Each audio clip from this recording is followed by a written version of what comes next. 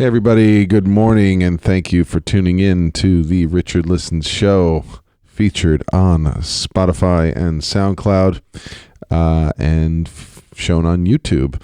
We thank you for tuning in. We appreciate all your listens, likes, comments, feedback. And today we have yet another original, unique, talented peak performer.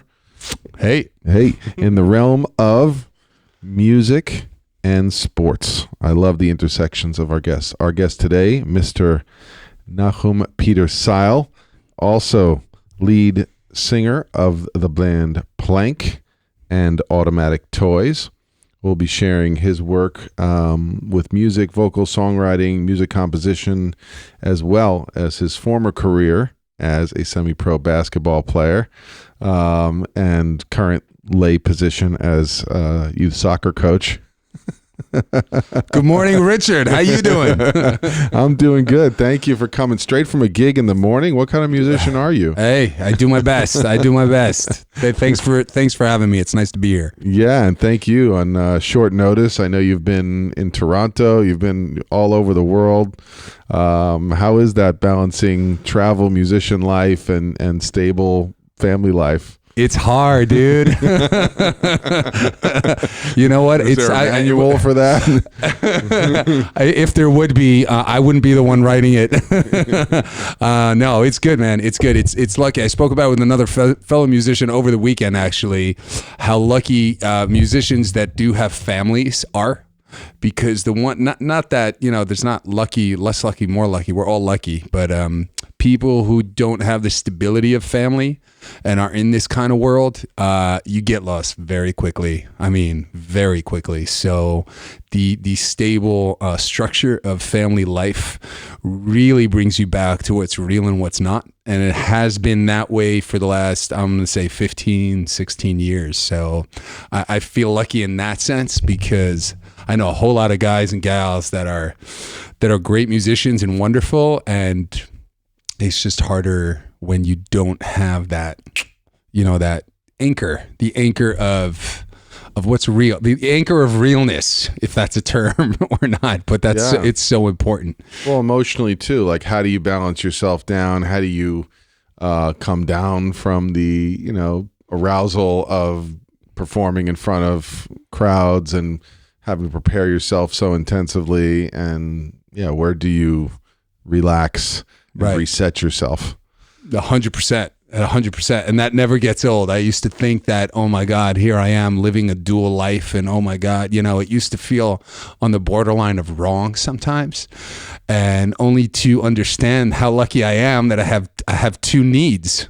And I'm able to feed both of those needs. And it's not a bad thing that I have two different lives. It's a beautiful thing that I could feed what I am and express it to two different worlds. It's a beautiful thing. It's not an evil thing. Yeah, it's interesting you say that. I came from a party last night, and a gentleman, it was a bar mitzvah party, and the gentleman came and played guitar and wrote a song in dedication to his nephew, and the guy's like in his 60s, and the story was that his family did not accept musicians. Mm-hmm. It was not the option.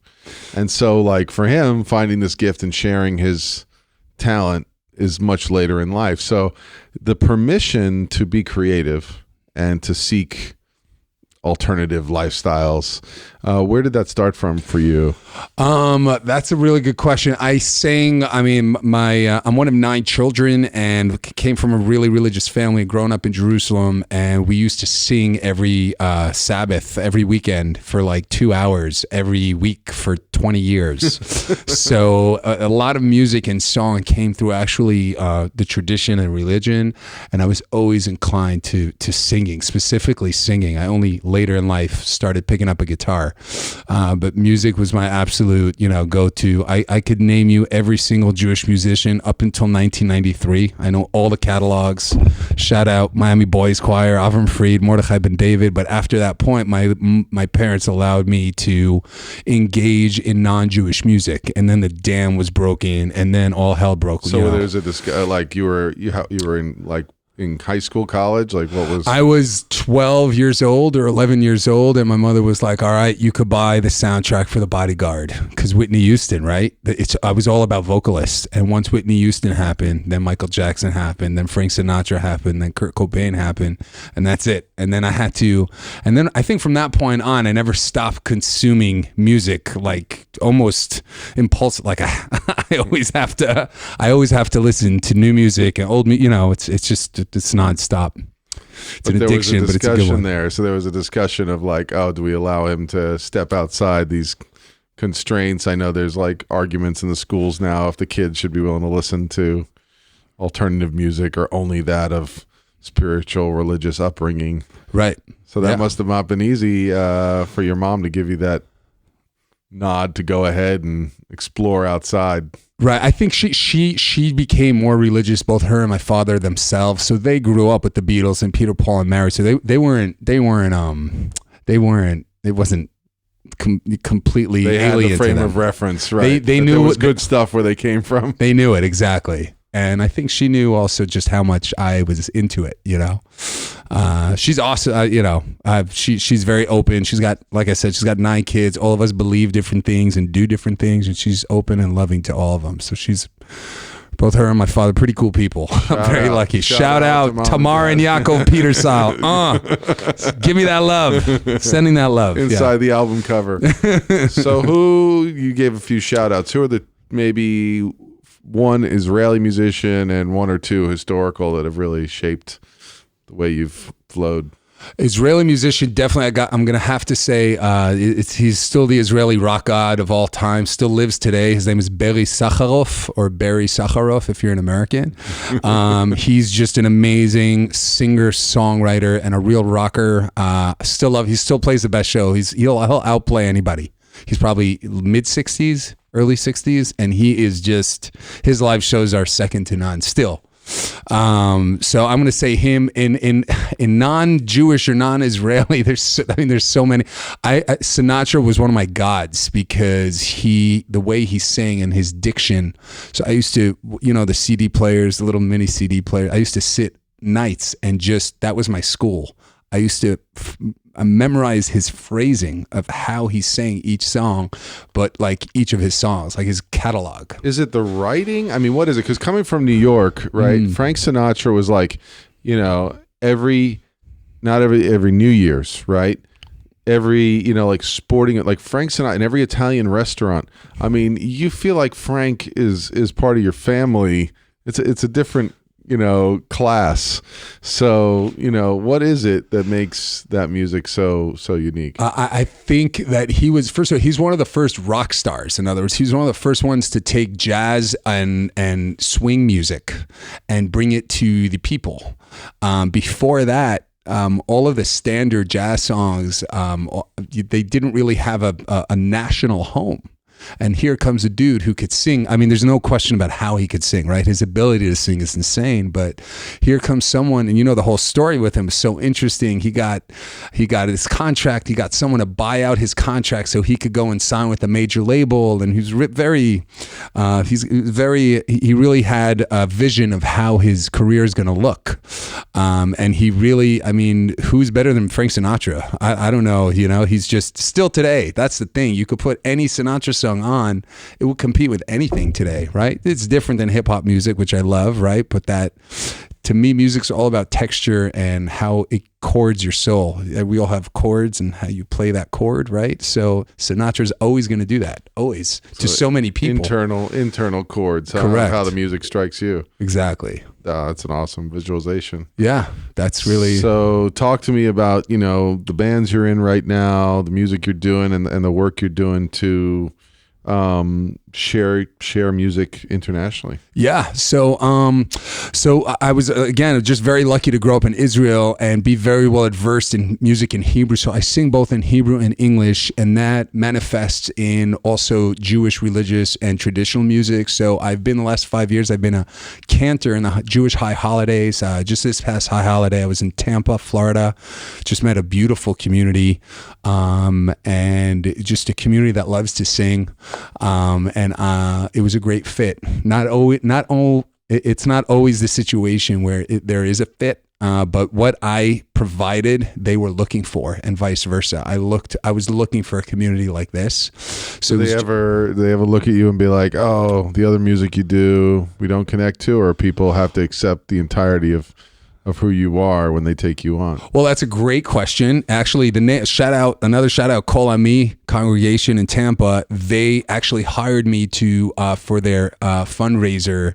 They're doing a gala fundraiser in 2-3 weeks. I'm flying to Tampa again, and that's the conversation we had. They were like, "Oh, so this hip hop thing and alt rock thing, it's nice and all, and I got to respect that because at the end of the day, as a performer, you got to understand that first you got to make sure who your crowd is.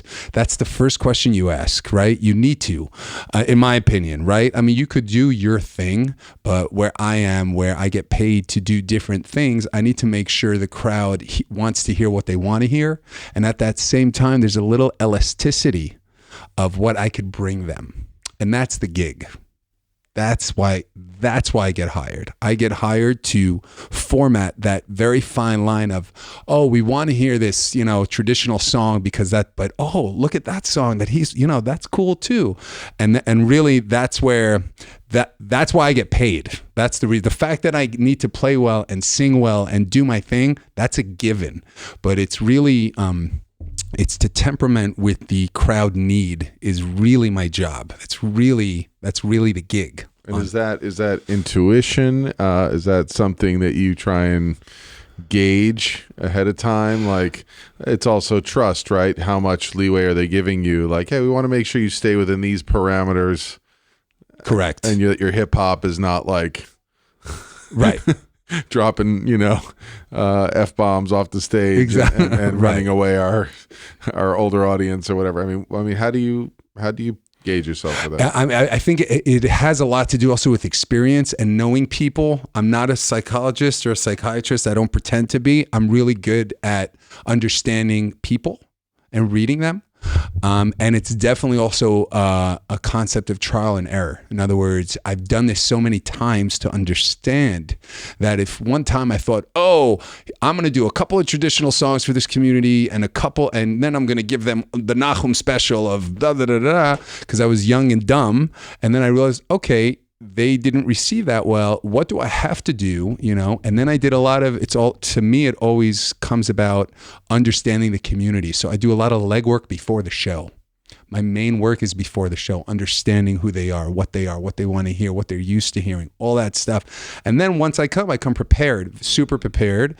And of course, there's always there's another rabbi in the thing that wants to sing. Come on, rabbi, come and sing something. You gotta be fluid like that. But I think it's definitely a factor also of doing this for a long time. So I think that really helps you do anything well. That's about the Jewish side. I do a lot of Jewish weddings and Jewish events, and I did a Jewish tour last year. I flew to like Zambia and Zimbabwe to do a bar mitzvah for a beautiful family. I had to teach a 5-piece African band 20 Jewish songs. It was just the most beautiful experience ever. This family was beautiful, and we had a bar mitzvah behind us was the Zambezi River. Literally during the ceremony, hippos and crocodiles are like floating behind us. It was literally, it was just unbelievable. And then I flew to Greece to do the same thing in a bar mitzvah. I taught a 3-piece Greek band in Crete how to play 20 traditional songs, and it was just it's amazing. You pinch yourself because you're like, I cannot believe I'm in these places because I make music and because I have, I use the word lucky a lot. It's so lucky. I'm so lucky. I appreciate it. I really don't take it for granted because it's not, even while I do it, it's not easy. It's not easy to maintain this kind of thing. And obviously you always grow. You want to give and get, but it's not an easy thing to do. It's to feed your kids with something you not only love and believe in, but that nourishes your soul. That's a crazy tough ask, right? That's a big ask. And you're describing a whole nother process, which is that there's a flow state, not only to performing the music, but into like the whole journey of who wants my service. How can I integrate the culture of the place I'm going with the music I'm being hired to perform. Right. And sounds like that and draws on so many of the senses. So how do you keep your execution focused while being like awe-inspired and opened up emotionally yourself? That's a huge question, Richard, because that focus is something I was just such a horrible student in school, and focus was not my forte, and I'm always edgy and movie and fidgety, and it's a big deal. I think that divides into two things, because when it's traditional and religious and it has to do with like Jewish service, in that realm, the focus is very clear. It's how I grew up with, and the distractions are more me and not worldly. When it comes to rock music and hip hop music, there's so many variables and so many distractions that actually I find myself, it's harder to focus in those realms than it is in the Jewish realms, if that makes any sense. Focus on the performing of the music? Focus on performing of the music, focus on what, the task at hand. I mean, again, at this point, I'm pretty good at focusing in both, but we're always filled with distractions. We're filled with our own greatest enemy, which is us, obviously, right? And like all the time, and and in a world where there's so many distractions, as it is. Also, we both know as parents. I mean, there's so much. It's like it's important that yes, something nourishes my soul, but yes, I think the focus has a lot to do with yes, I need to feed my kids, right? I need to make sure I execute, because if I don't execute, what am I like? Not cool. You can't do, I'm not sitting here playing with my guitar in my room having fun. I gotta, you gotta pay for a living, period. So there's on top of managing creativity and emotional experience and on, there is like, I've got to be a business person. Yeah. And I have to be accountable at the end of the week to what did I do to secure this gig, or make sure that they liked that there's I didn't just drop the mic and shock the world, right? So that's an interesting part of being a performer, right? Like becoming a professional. A lot of people love music or sports, and then how do you turn it into a professional practical lifestyle? Yeah, and that never stops. That question, I live there. You always live in that space. I live there always, and thank God, again, I've the more I've grown and the more I've been successful in what I've been doing, I'm very thankful for it. But that never ends. That always exists. Not only with me, I think with most people in the arts, that always exists. When's my next gig? That was a great show. I played in front of whatever 1,000 people. What's my next show? What happens next? It's just that I call myself a professional music hustler, because that's really what I am. I hustle music. And I didn't speak yet about, the Plank and Automatic Toy side of things. Especially with Plank, it's a partnership. So it's infused with a good friend, my good friend John Boy. He's from Compton, and Malcolm, he's from England, and we're kind of fusing all of our backgrounds together and all of our needs and wants and creativity, and molding all of that and staying in focus and trying to make money from that. I mean, that's also a tremendous challenge. And stay tuned, everybody. We will get clips and videos of the gang playing from Plank. So just a little side note. Absolutely. We can't mention all these unique individuals and talents and collaboration without sharing the work you're doing. So we will have that for you either at the beginning or end of the show or leading up to it. So absolutely. Thank you for that. Yes. I can't wait. I'm working on my plug skill. I cut people off and I pump them up. Well, absolutely. Absolutely. And if we're pumping each other up, I want to invite you and your beautiful podcast to our show, December 14th.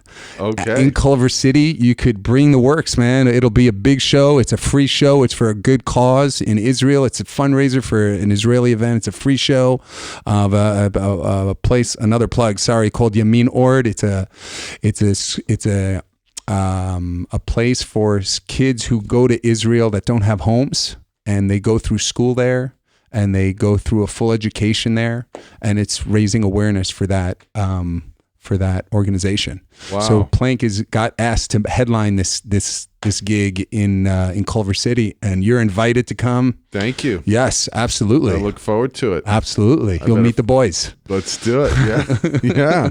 So, how do you balance? So it's clearly your upbringing, being part of a family that's, spiritual and religiously conscious, also motivates you to do things for the world. Mm-hmm. How do you navigate that line between outpouring of energy for causes and people and being a family man, and like you said, keeping an eye on the bread on the table? On the bread. And that's also with music. People are very quick to say, oh, come play my event. You'll just do a couple of songs. You'll just, and I don't blame people for doing that, because music is so universal.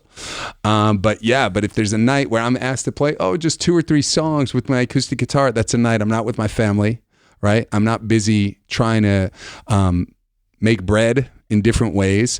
But at the same time, I have a very strong sense of how, like, the negative part of my industry is all the self-promotion and the self and me, and listen to me and look at me. And I hate that. I'm not about that. I tried for all my projects not to be named, with, not, here's Nachum and Nachum. And I'm just not into that. I tried for as long as I could for Automatic Toys to be that name a lot of the times. Sometimes it worked. The community in Tampa said, no, we want your name, so sometimes it doesn't. But that's why I do try whenever I can. We played a beautiful event for an organization called Advod at the Catalina Jazz Club. Classic place. Oh, it was amazing. And we played a 3-song acoustic set. Could you imagine hearing hip hop with a cajon, just a hand drum and a guitar? Wow. And John Boy killing it on the raps and Mal killing it on the beats. And it was a 3-song acoustic. Everyone was hyped. Where can people hear that, by the way? Is it released? We have it on a YouTube link, actually. It's not released, but we got 3 gigs from that show because people were like, oh my God, we want you guys to do that in our gig, and I love the idea of minimalistic, making lots of noise. Just musically, it's so beautiful when you don't need all this gear to move people. You just need a little gear and a lot of voice and make the songs really naked and really exposed, and people are moved by it. It happens. It's great. And just in general, I just think, again, we're lucky. We got to give back. We just need to. I'm not preaching to anybody. It's just how I feel. We're way too lucky. It's a conversation. We have spoken about this, about speaking to our kids about how most of the world does not live like we live. Like, it's not like a portion doesn't. It's like most of the world just does not, I got hit on the head by it, really, also being in Zambia. I got a tour by my boy Eddie. He showed me around. I mean, we're very lucky. We are very lucky people. We need to give back. We must. I must. I don't want to preach to anybody. I feel the need to. Right. Well, a lot of the studies on, gratitude and what even people who come to see me in my private practice, and I am a clinical psychologist by trade, and please check me out, richardlistens.com, if you're interested in becoming a client or seeing what services I offer. So I'm plugging myself as well. I'm working on making sure everyone knows what we're out there doing. But, the idea being that the greatest thing, and the whole motive behind the Richard Listens podcast is sharing peak performers or what they're doing in the world, because we can reach so many more people by sharing the work you're doing, and opening people up to wherever you're at. You can immediately start with gratitude. It sounds simplistic, but the minute that you start to become aware of how much you have to give, and sometimes even when you're feeling depressed, heavy, things have not been good, and this comes off, I've shared openly about, going through personal grief in the last year and things like that. The minute you get out there and give, you become aware of other people. In fact, I'll share a story with you yesterday, just because we share a hobby as part-time soccer coaches and our giving back careers, which overlap different roles. But I was sitting on the sideline wearing my coach's shirt they give out prior to the game, and a boy came over and sat next to me and a few others, and just started talking. And he just started talking about, a few of the kids on the field, and did we know them? And it was really interesting. And I was kind of respecting that maybe he didn't want just an adult to keep talking. But he kept talking. And he said, he's showing bruises he's got and how other kids describe him as an idiot or kind of a little bit putting him down. And I was like, so then, the psychologist hat came on. But he started opening up quite a bit. I think, he started saying his parents are divorced, so he has 2 pairs of cleats at 2 different fields. So he shows up sometimes without the right shoes, and therefore he's getting injuries. But it was just amazing, this opportunity where like just being present, where someone identified us as safe, opened this place of just complete, being able to feel supported, cared for. And so, when you talk about flow, when you talk about creating something, and it was totally not intentional. It was just the act of being present and being open, right. Created this opportunity for, connection, safety, hopefully some understanding, some compassion. And from there, that's really a gift for me, right? Because when I get to then hold that compassion, I realize, I'm not just the person struggling with my challenges. I'm the person who has intense reservoirs of strengths, gifts, and talents, which can be tapped in at any moment that I allow myself to be present to share it. So that's beautiful. You're also the listening type. You have that. It's also your vibe. He saw you with that coach shirt. He was like, oh, this guy's a listener. I'm going to share my life. I definitely had the magnet sideline on. I don't know. Maybe there were some snacks in my bag too. I don't know. Yeah. Could be either way, but we'll perceive it with the, so, thank you for indulging me and sharing that little story. Yeah. And I love sharing stories and therefore I'm going to be looking to sharing my anecdotes and stories and checking in. It's a Richard Liston's Guide to Peak Performance, which will be out hopefully in 2019, early 2020. So stay tuned. Snaps for Richard. We're working on it. Let's do it. Yeah. But as we're with a peak performer right now, Nachum Peterseil, share with us, please, the parallels between sports and basketball. I love that, we both connect on that level, that you look like somebody who'd be battling with me in the low post. I, in fact, in 1996 was studying in Beersheba. Wow. So I don't know if you were visiting the gyms down there, but who knows? Maybe we were playing teams down there. Shchuna Dalet, yeah. Shchuna, hardcore. There's some hardcore neighborhoods in Beersheba back in those days. It was super hardcore. Yeah, and I had no idea where. I'm thankful that that's where I landed because it was totally like uncharted territory. And I had hair like you back then. It was long, and it would. The sun was hot enough to dry it by the time I walked down the street. But tell me a little bit about, basketball and the parallels between being somebody who loves sport, intensely competes enough to play on the semi-pro level, what it was like to play in Israel, and how does that compare with your preparation and performance musically? Yeah, that's a great question. First, before the basketball, I give homage and thanks to the sport of soccer, because when I moved from New York to Israel at 6 years old. And no one talked to me because I'm a first grader in 1986 in Israel. And who's this dude who can't even say a word in Hebrew? Yeah, it's a big isolation. It's a huge, but lo and behold, I was really good at soccer without knowing it. So I would go on the field and I was top, if not the best player on the field, top 2. So every recess, everyone liked me. And when recess ended, I was like, all right. But I look forward to recess, and sports really gave me that, oh my God, I love soccer. Like, by second grade, I was totally fluent and whatever. But I love soccer for it. But, basketball was really my sport. And to just begin any kind of basketball conversation, I got to start, I'm all about gods, human gods. So my human god, undoubtedly in basketball, without a doubt, till present day, is Sir Charles Barkley. He is my be-all and end all. He is the epitome of the choo-choo train that couldn't get up there and beats everybody. The round mound of rebound, who had no business playing basketball, who was not athletic like Michael Jordan, who did not have the strengths and the physicality, and it turns out, and this is ferocious determination. Ferocious. He wanted the ball more than anybody on the court, and that's where I come from. He was really my guide to how to play sports, almost how to play life, really. No one wanted the ball more than him. He was the shortest. I mean, how many years did he lead rebounds? For how many years did he lead the NBA in rebounds, being arguably on the shorter end of the spectrum on the court all the time? He's 6'4" or 6'4", but that's like amongst 6'10". I mean, easy. And he played the forward, right? He played the four. And he would beat everybody, except like when Rodman was very, very, very on top of things as well. But Rodman also was a player that wanted the ball more than anybody. But Rodman was more athletic. He was taller. He had a lot of athletic skills. So to me, Barkley was a huge inspiration playing ball. I just thought about the 76ers. That's all I wanted to do, and following NBA in Israel in the early 80s and early 90s is not a simple thing. Cable only came into Israel in 1992. So until that point in time, it was newspapers. It was watching things on the news after they happened.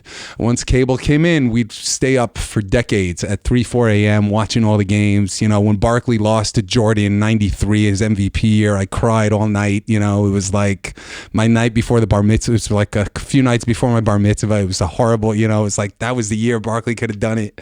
Oh no, you were like depressed. I was so depressed. Oh my God.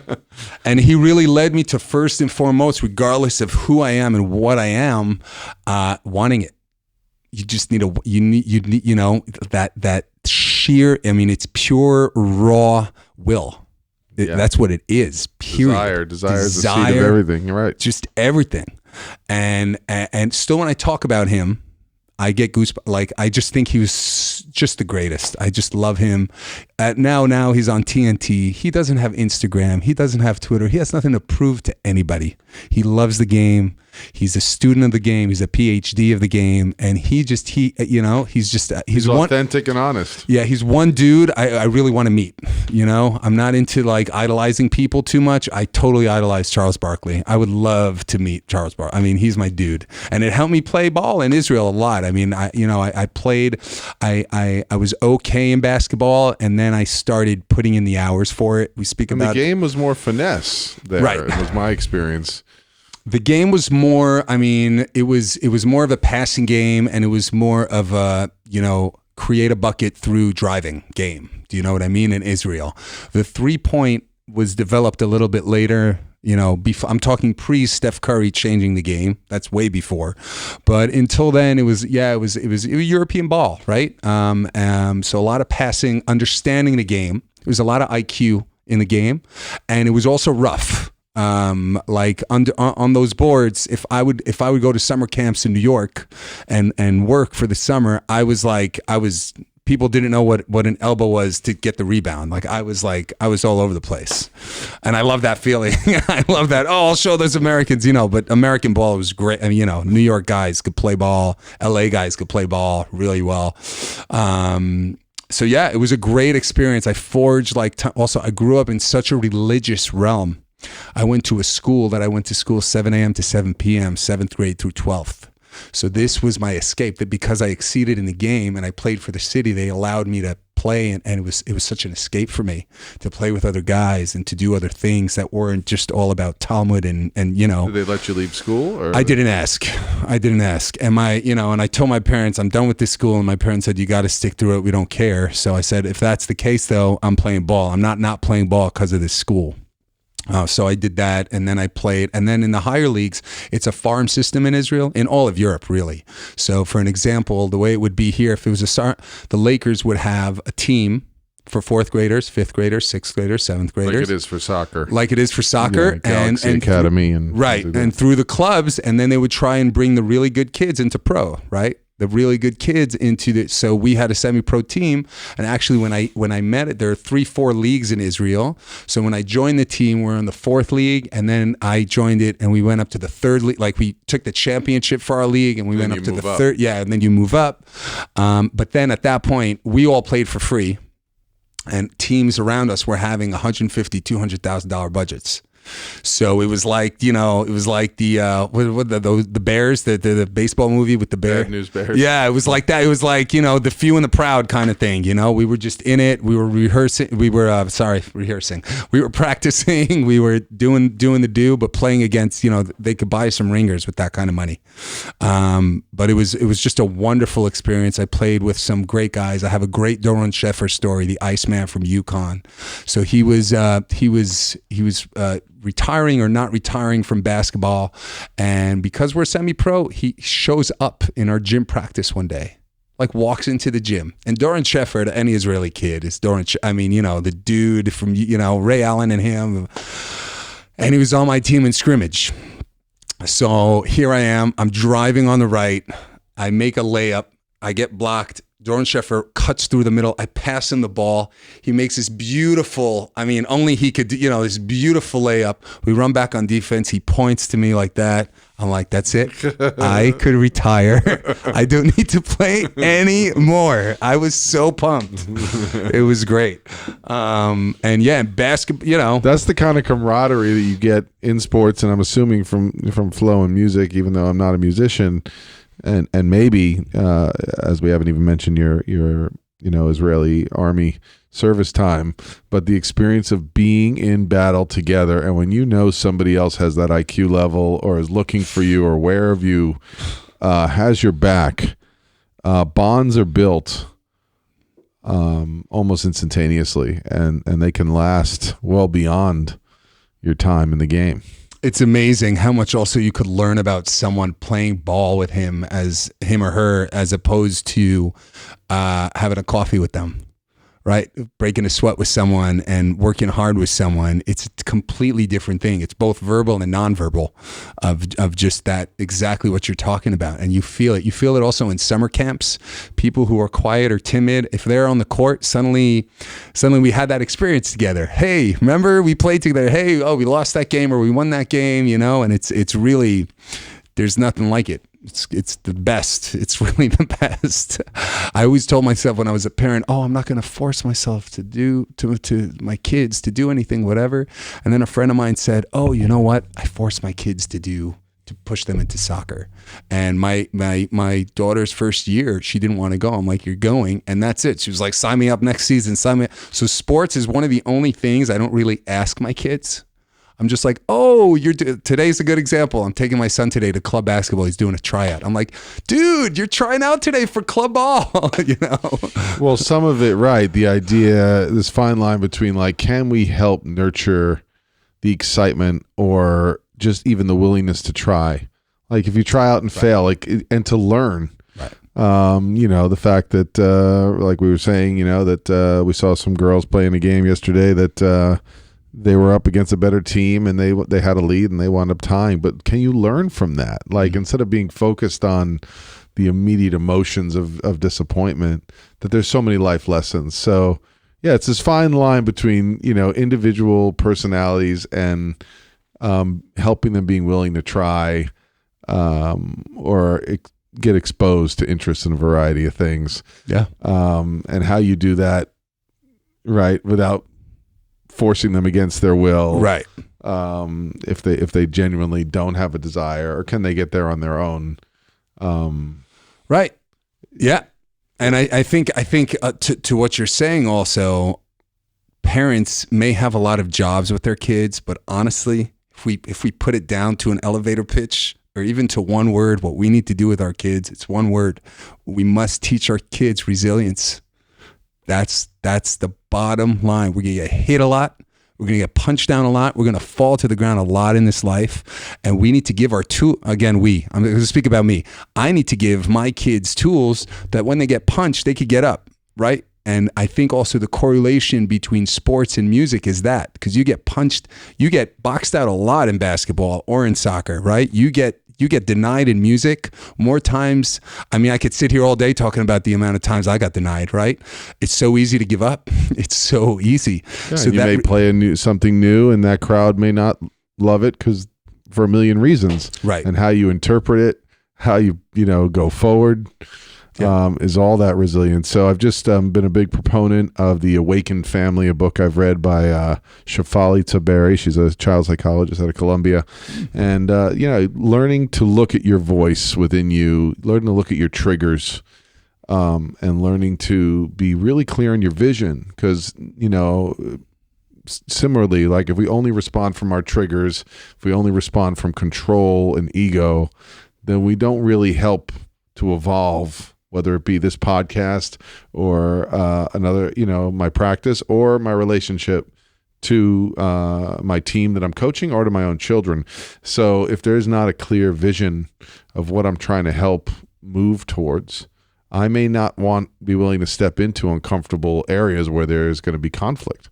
Right. So I got to be really clear on why I'm doing it and hold the space for that. And that's a hard thing to do with a client. That's a hard thing to do with a teammate, is to let them know, I don't like this, or a kid, a player on your team. You don't like playing this position. I don't like the situation you're in, but here's why the team needs you there, or here's why. And I have some great success stories in recent teams, as early as last year, from a player who we put in goal.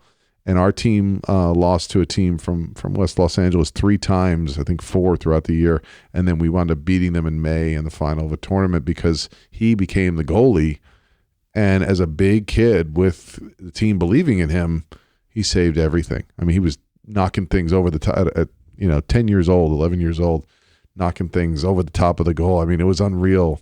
Wow. I think the other coach was like, must be some, birth certificate fudging going on.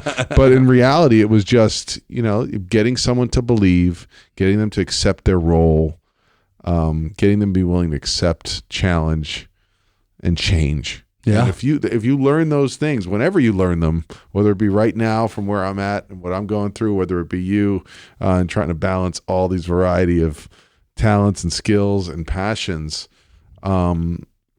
it's also the modeling that creates for your team. If your team feels you're not open to change, if your band feels you're rigid and you don't listen, that can have an effect where they don't have to change either.